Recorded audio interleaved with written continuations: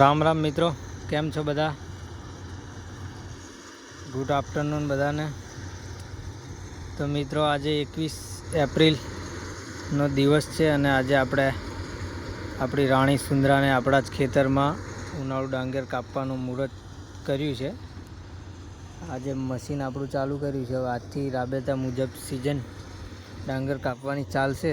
થોડી 5-6 દિવસ પછી ફૂલ કામ ચાલુ થશે.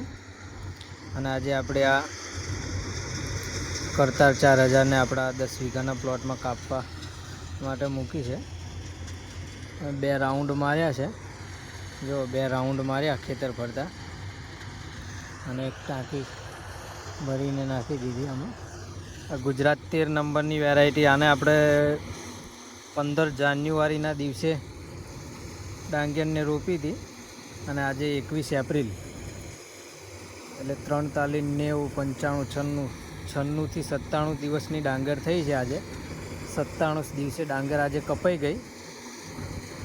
એટલે ભગવાનની મહેરબાનીથી 97 દિવસે ડાંગર આપણી કપાઈ ગઈ અને આજે દ્વારકાધીશની દયાથી મશીનનું મુહૂર્ત પણ આપણા જ ખેતરમાં ચાલુ કર્યું ઉનાળુ ડાંગર કાપવાનું.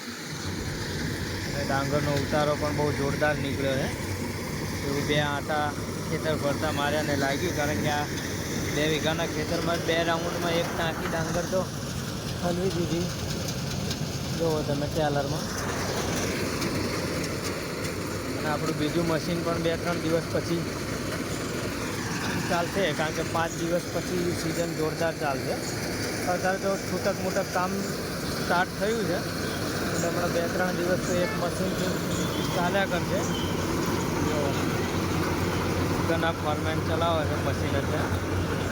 એનો પંજાબનો સ્ટાફ હજુ આવ્યો નથી.